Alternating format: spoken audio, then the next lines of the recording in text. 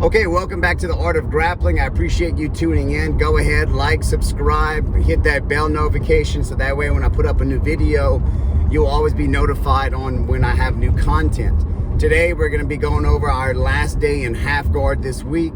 So I will be videoing some more videos.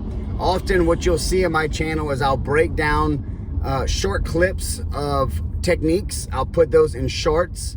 And then I'll often later on, the following week or 2 weeks later, put up a large video that might be 2 minutes, 3 minutes, 5 minutes long. And that way it's got more of a detailed explanation. So some people are into shorts, some people are into explanations. I myself will watch a 30-minute video on one technique from John Danaher because that's the type of person I am. Some people have a very short attention span. They want it kind of straight to the point.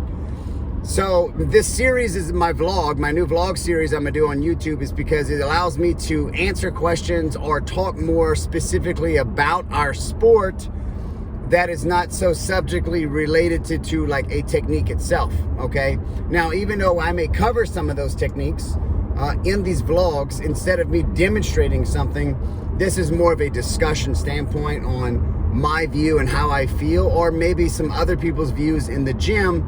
And I might be wanting to get some feedback from y'all because we're all in this together, okay? So number one is, man, I just saw a bag of pine needles on the road that someone dropped. If that's still there when I come back from class, I'm gonna pick it up. If you follow me like on Facebook and things like that, where I have more of a personal standpoint, not so just jiu-jitsu related, I do a lot of gardening and things like that. I like to be outside. I got a lot of fruit trees and gardens and flowers and stuff like that. So pine needles are very good. They're acidic. So they're a good ground cover, especially for wintertime, for protecting your trees and stuff for the hard winters. Okay, so vlog number one, we're talking about movement matters. And wait, did I apologize to the shaky screen? If I didn't, or if I did, I apologize for saying it again. Shaky screen coming from you in the car, obviously. But this gives me the opportunity to talk when I basically don't have fucking time at home with 3 kids, a full-time job, and teaching jiu-jitsu. All right, so movement matters. What does that mean? Well, I'm looking at movement matters today from the physical standpoint, okay? So often there are principles or guidelines, or what we call in the fire department, SOGs, things that we follow. And in jiu-jitsu, we talk about movement, we talk about space and no space and things like that. I'm talking about actually the physical attribute of allowing your body to move a certain way. Now, what I mean by that is, I'm talking about mobility. So regardless if you're a white belt, a blue belt, white belts obviously struggle with this, but purple belts is where it really kind of comes into play. Maybe a brown belt, all depending on your journey. But the problem we have with a lot of people is they simply cannot move their body in the fashion that is necessary to actually do the move. I'm gonna give you a perfect example of me, all right? When I first got into jiu-jitsu, I came out of MMA. For the most part, I was okay physically, all right? I did have some lower back issues back in the days when I wanted to be like a bodybuilder, like, you know, I had a broken ego, so I worked out because I wanted to be as big as a house, because I figured the bigger I would be, the better I would feel about myself, which was completely not true. If anything, it just got worse. And you think you'd be accepted by a girl and that would make me feel better, and which was not really true, because in all actuality, she only likes you for your looks, so she don't really like you for who you are. A whole nother discussion. So, for the most part, I did work out correctly, and I'll do another vlog on that, on what kept me so resilient in the injury field of staying out of the injury zone. But I did have some low back issues, and I guess because I was able to work out correctly, and I'll talk about that another day, is I was able to overcome some of those limitations.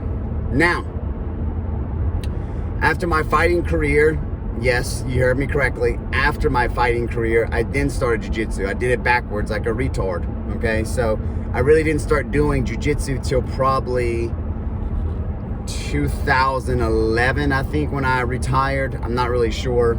I don't remember dates. I don't even remember my mom's birthday. That's how piece of shit I am, but I'm horrible with dates. So obviously, as a white belt, I learned racer's pass, okay? Breaking the guard, okay? Hands in the armpits, or hands in the biceps, however you learned, lapels, whatever, okay? Popping up into one knee, putting it inside the butt, this and that. And I could never do it. I pulled it off a few times, as a white belt, and probably a blue belt, but I just never was really good at it. That time went on. I was at the Worlds, and won the first match. I'm in the second division, and this guy pulls guard, and like, he won't do anything. All he does is pull fucking guard, and I took him down, end up falling into his guard, so they gave him the 2 points, which he's not supposed to get. So now I'm losing 2-0, and I worked so hard to get out of the guard that it didn't look like he was laying and praying. And he was laying and praying, doing absolutely nothing. But I was working so hard to get out of it, they never called stalling or anything like that, or stood us up. So, a lot of people are like, man, why didn't you just do racer's pass? Why didn't you do racer's pass? And I don't remember. I think I probably tried, but I can't do it.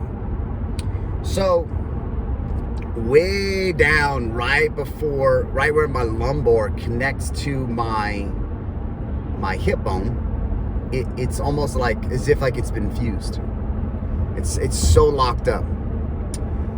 We don't know where this comes from. We don't know how I got started. It really doesn't matter. That's another topic about people and past trauma, trying to figure out where it came from. It doesn't really fucking matter where it came from. What matters is if you just deal with the problem. And just because you know where it comes from doesn't mean that you can really deal with it. I don't care what people say. But when I was younger, we lived in an above ground house. Floors were very, very cold. I always walked on my tippy toes. And somehow, some way, as time went on, I tend to walk duck-footed. And that just got worse and worse. And when you walk duck-footed, normally your knees get weak, and my knees didn't get weak. It might be because of, I did karate when I was younger, so I did a lot, and my karate instructor was very hardcore into physical fitness, so maybe I just built up a lot of strength and tendon strength at an early age from doing karate and running and plyometrics and whatever else they made us do. And then when I got into working out, even though I was in the bodybuilding scene, I didn't do a lot of like machine work. I did a lot of barbell work, dumbbell work, so I created a lot of tendon strength. So I did have some weak areas, but I didn't have some problematic areas, except for that lumbar area that was just basically stuck. So whatever that caused, it caused my ass to like weaken. Okay, I don't have strong glutes, and this was before the era of people working out their butt. So I would do deadlifts, I would do ass to the grass squats. I could deadlift 630 pounds when I was younger. I could squat 500 pounds. I mean, I was pretty decent. I was pretty strong. So as far as injuries, I was okay, but I just kind of chalked it up to like, well, my ass doesn't grow. I guess it's small, and girls I've dated would make fun of me for it, this and that. And I was like, well, I look good in underwear, but that was about the end of it. So later on, as I get older, and I'm in MMA, and I break my leg in half, they cast me. Well, guess how they cast me? They say, hey, look, relax your leg. So, of course, when I relax my leg is sitting out. So they casted me that way. So now I'm dealing with some hip injuries that often cause a low back injury. And trying to fix all that, we found out that basically my lumbar is stuck. It like doesn't bend. Like, if my watch is my hip and this is my lumbar, like all this is supposed to move, okay? And this part will never bend, all right? So the part that we're able to say, oh, I hurt my lower back, well, like that bends, so it takes on extra load because the other parts aren't bending, which is why, because I walked duck-footed or whatever, the inside of my legs were weak, so my low abs were weak, which was why my low ab was always underdeveloped compared to everything else, because it wasn't being activated properly. My hips have changed or whatever, so I don't even, I guess you could say, stand up correctly, okay? And so what happens is I am unable to maintain that position or even put myself into the position. So now I can actually put myself into the position, but I still can't do racer's pass very good. I just simply do not do it because my body physically cannot get into that movement pattern, okay? And that's what I want this vlog to be about, is movement matters. So using myself as an example is the best way I can explain how sometimes we are unable to perform a move or defend a move due to the limitations of our body, okay? And yes, there's a lot of benefits of a lot of different types of things out there. You should do more what they call functional range strength. Okay, this is basically the best way I can explain it for people is PNF stretching, or let's just say stretching, yoga, except with when you get to those long range of motions, you try to make it more of a strength exercise. Now, I'm not talking about adding weight, okay? I'm talking about like isometric holds, pressing into the ground, things like that. If you follow me on my other YouTube channel, Outperform, you'll often see a couple of videos that I posted that. I don't post as much on there anymore because I've been more dedicated towards jiu-jitsu. And, well, like I said, when you're a father of 3 and you got a full-time job and you're teaching jiu-jitsu, well, it's not like Instagram and YouTube are like my #1 priorities, all right? So I do try to keep up with this channel more often. So you would want to do those type of things to help facilitate healthy movement in your body, because at some point you're going to get frustrated, like we all do, and it's not that you're not good. It's not that you're stupid. Okay? It's not that you just can't do it. All right? Mentally. You just physically cannot do it. Okay? And until you are aware of these issues, you're going to constantly struggle. Now, don't fucking be a puss and use it as an excuse.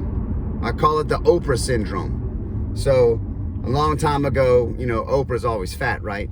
So a long time ago, way back, for probably most of you even know who Oprah is, but she was a famous talk show host. A lot of people thought she was great, this and that. She was the only talk show host that actually just had regular people on TV. So it's not that she was anything special. You had Phil Donahue and all these other people doing crazy shit, and she was the only one doing normal shit. So that's the only reason why she got popular. She just went the other direction. And she's tied to a lot of probably whacked out shit that we're not getting into. Anyway, so she was always overweight, right? Okay, well, finally, I don't know, 1999, come up with a situation to where she finds out that, oh, she's genetically has issues towards holding more weight. Well, you know what? No fucking shit. Everyone has genetics towards something. All right? But if you just succumb to it and be like, well, it's just genetically it. I'm just fat. I guess I'm just fat. It doesn't work that way. So if you see that every time you get caught in an Americana and you tap instantly, okay, don't say like, yeah, I got poor range of motion in my shoulders. That's just the way it is. No, that's not the fucking way it is. Now you know you have a problem. Fix the range of motion in your shoulders so that way you don't get tapped as easy. Okay? And the more you strengthen that shoulder capsule and increase that range of motion, you'll be able to defend that a lot better, because there'll be certain defenses that we may show you as a coach that you can't do, because you're so limitless in that area because you choose not to fix it. You just choose to use it as an excuse. Oh, well, you have bad shoulders. So, oh, I got a bad marriage. Fucking fix it. Do something. Okay? That's the Oprah syndrome. Oh, well, I have bad genetics. I guess I'll just be fat the rest of my life. I mean, this is ridiculous. So, movement matters. Okay? You want to ensure that you are bettering yourself to the best of your ability. Remember, this is a long-term sport. Okay? This is something you can do a long time, but you don't want to be crippled, right? Okay? No one wants to walk around miserable. All right? And you want to do this into an old age. I loved watching the videos of Julio still training with his family, you know, and, you know, he's in his 70s, 80s, or whatever it was. Like, it was amazing to see him still flowing. Okay? That's what I strive to be. I strive to still be active at that older age. All right? And when I have grandchildren and things like that, I don't want to be stuck in a chair and I can't move and things like that. Okay? So take care of yourself. Movement matters. You might have a problem in your game. It's not because you're not good. It's just simply because you can't move in that way. All right? And this is very close to conditioning, and we're going to talk about that on the next vlog. All right? Thank y'all for tuning in. I appreciate it. Go ahead, like I said, like, subscribe, share this with anyone who needs to hear it. If you have any questions or any topics you want me to talk about, go ahead and just comment below.